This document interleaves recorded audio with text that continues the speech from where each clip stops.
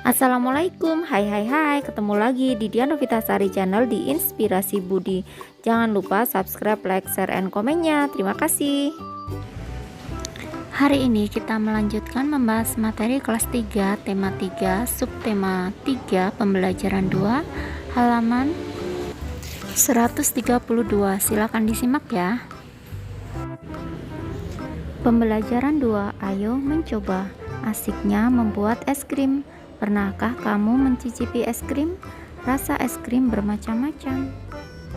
Es krim terasa segar jika dinikmati di siang hari yang panas. Lakukan percobaan berikut ini secara berkelompok. Alat dan bahan yang pertama yaitu 2 buah kantong plastik dengan perekat.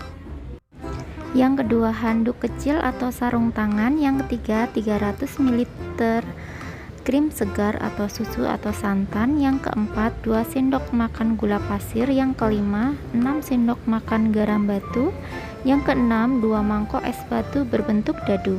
Cara membuat es krim: yang pertama, campurkan susu atau santan segar dan gula ke dalam kantong plastik yang berukuran sedang. Rekatkan ujung plastiknya dan pastikan plastik benar-benar rapat. Lanjut halaman 133. Nomor 2, masukkan potongan es batu dan garam ke dalam kantong plastik besar. Kocok sebentar agar es batu dan garam tercampur. Yang ketiga, masukkan kantong plastik sedang yang berisi susu atau santan ke dalam kantong plastik besar yang berisi es batu dan garam. Kemudian tutup dengan rapat perekatnya pada plastik besar. Yang keempat, kocok dan pijat-pijat kantong plastik tersebut selama 10 menit. Gunakan handuk atau sarung tangan agar tidak terlalu dingin ketika disentuh. Nomor 5, keluarkan kantong plastik sedang, kemudian bersihkan atau lap dengan kain untuk menghilangkan garam yang menempel. Yang keenam, buka kantong plastik tersebut dan tuang ke dalam gelas atau mangkok saji es krim siap dinikmati. Adakah proses yang kurang dimengerti? Tanyakan kepada gurumu. Lanjut halaman 134. Ayo berdiskusi. Kamu telah mempraktikkan cara membuat es krim. Sekarang diskusikan secara berkelompok.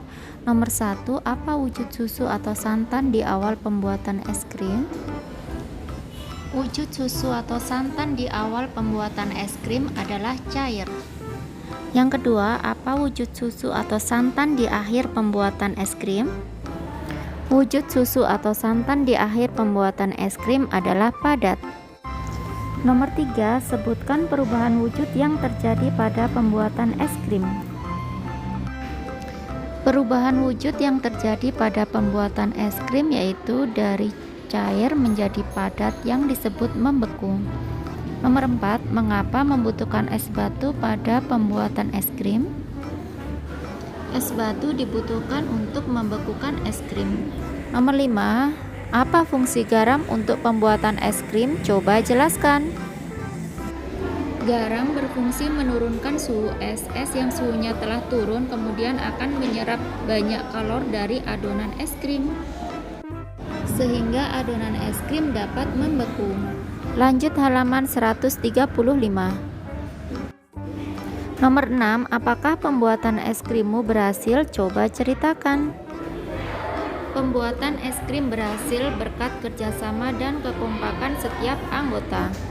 Pernahkah kamu menyiram air dalam plastik di lemari pembeku? Apa yang akan terjadi dalam beberapa jam? Tentunya air akan berubah menjadi es, bukan? Meskipun kamu membuka ikatan plastik itu, ternyata es tidak akan tumpah. Mengapa demikian? Wujud air berubah dari cair menjadi padat. Perubahan wujud dari cair menjadi padat disebut membeku. Dapatkah kamu menyebutkan contoh lain perubahan wujud dari cair menjadi padat dalam kehidupan sehari-hari?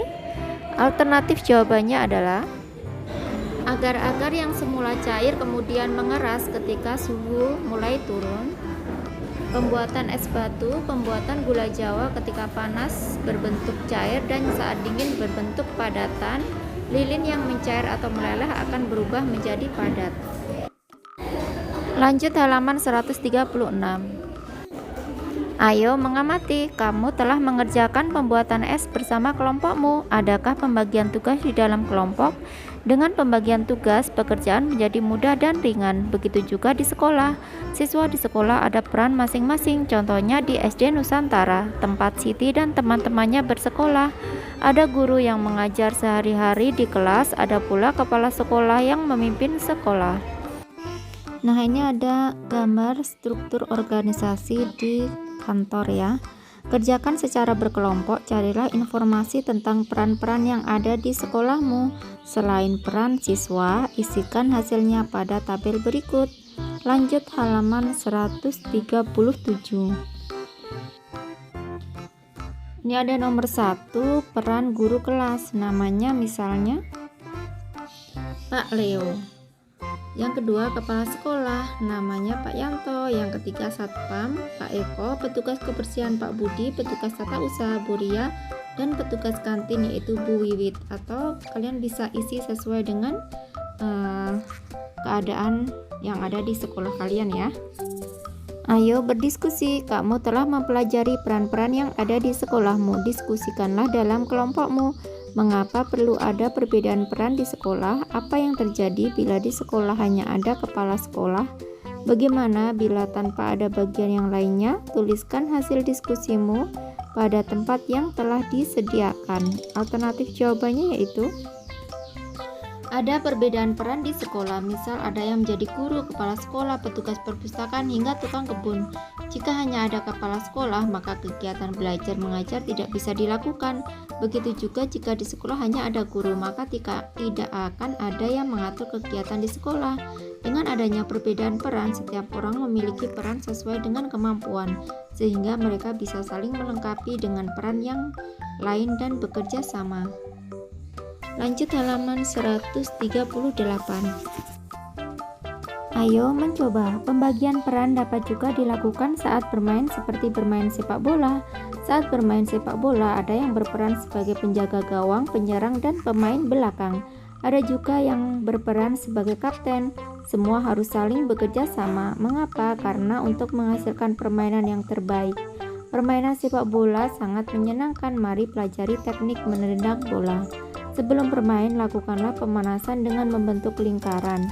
Jika gurumu memberi aba-aba mencair, maka kamu harus berlari. Jika gurumu memberi aba-aba membeku, maka kamu harus segera berhenti di posisi terakhirmu. Hal ini seolah-olah membeku dan tidak boleh bergerak. Anak yang bergerak saat membeku akan dikeluarkan dari barisan. Nah, ini gambar saat mencair dan membeku. Permainannya seperti itu ya. Lanjut halaman 139. Setelah itu berlatihlah menendang bola ke tujuan tertentu. Tendanglah bola ke tujuan yang ditentukan. Apakah kamu berhasil menendang bolamu ke tujuan? Sekarang perhatikan cara gurumu menendang bola. Lakukan seperti yang dicontohkan gurumu. Nah, ini adalah gambar cara menendang bola. Lanjut halaman 140. Buatlah dua kelompok dan berbarislah saling berhadapan. Tiap-tiap kelompok secara bergantian menendang dan menangkap bola seperti gambar ini ya. Kegiatan bersama orang tua.